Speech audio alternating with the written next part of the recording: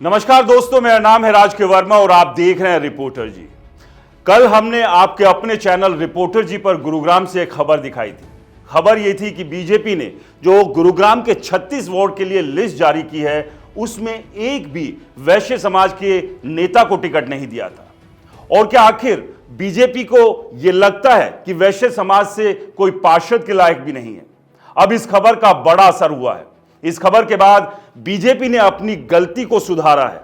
BJP ने जहां 36 में से एक भी टिकट वैश्य समाज के नेता को नहीं दी थी, अब गुरुग्राम में एक सीट पर टिकट का बदलाव किया गया है। गुरुग्राम के वार्ड 27 से अब आशीष गुप्ता को बीजेपी ने पार्षद पद के लिए अपना उम्मीदवार बनाया।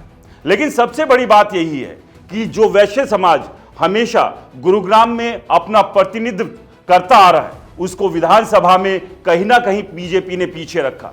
और उसके बाद जब बात आई पार्षदों की, तो वहां पर भी बीजेपी ने किसी को भी टिकट नहीं दी।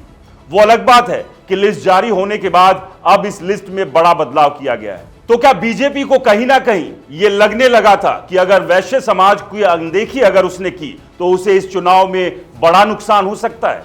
न केवल इस चुनाव में, बल्कि वैश्य समाज हर जगह पर अपनी नाराजगी दर्ज करेगा। वही वैश्य समाज जो हमेशा बीजेपी के साथ एक पिल्लर की तरह खड़ा रहता है। लेकिन बात अपने आप में यही है कि आखिरकार टिकट का निर्णय करने वाले ये कैसे भूल गए कि गुरुग्राम जैसे शहर में जहां पर वैश्य समाज से 3 बार विधायक रहे हों, वहां एक भी व्यक्ति को पार्षद का टिकट नहीं दिया। आखिरकार वो टिकट की लिस्ट बनाने वाले कौन थे जिन्हें इस बात का जरा सा भी ख्याल नहीं रहा? और अब खैर देर से ही सही, अपनी उस गलती को बीजेपी ने दुरुस्त करने का काम किया है। अब इस सब के बीच लोग ये भी सवाल उठा रहे हैं कि अगर बीजेपी ने गुरुग्राम जैसे शहर में बहुत सारा विकास का काम किया था, तो उसे ये गलती सुधारने की जरूरत ही क्यों पड़ी? अगर वैसे समाज नाराज भी हो जाता तो अपने इस विकास के मॉडल पर ही चुनाव जीत जाते। यानी कि कहीं ना कहीं बीजेपी ये अच्छे से जानती है कि गुरुग्राम जैसे शहर में जो लगातार वादा किया था विकास का, वो विकास हुआ नहीं है। धरातल पर अगर गुरुग्राम की बात करें तो वैसे तो कहने में ये ग्लोबल सिटी है, लेकिन हालत गुड़ गोबर जैसी हो रखी है। जगह जगह कूड़े के ढेर है, बारिश आती है तो बाढ़ जैसे हालात पैदा हो जाते हैं। प्रदूषण की मार तो हर साल ये शहर झेलता ही है। और इसके अलावा भी ऐसे तमाम मुद्दे हैं जो इस चुनाव में बीजेपी के लिए मुश्किलें जरूर खड़ी करेंगे। हरियाणा के विधानसभा चुनाव बीजेपी ने जरूर जीत लिए और बीजेपी ने गुरुग्राम से भी दमदार जीत हासिल की। लेकिन क्या पार्षद यानी कि नगर निगम के चुनाव में बीजेपी अपनी इस जीत को दोहरा पाएगी, या बीजेपी के लिए इस बार के चुनाव में बड़ी चुनौती कहीं ना कहीं देखने को मिल सकती है? क्योंकि अगर बात करें इससे पिछले चुनाव में, तो बीजेपी को मात्र 12 से 13 ही सीटों पर जीत हासिल हुई थी। वो अलग बात है, जो निर्दलीय लड़े थे वो बाद में बीजेपी में शामिल हो गए।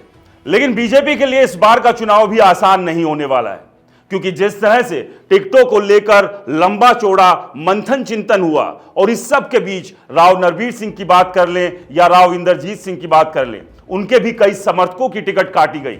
और ऐसे में वहां से भी एक विवाद बीजेपी के लिए मुश्किलें खड़ी कर सकता है।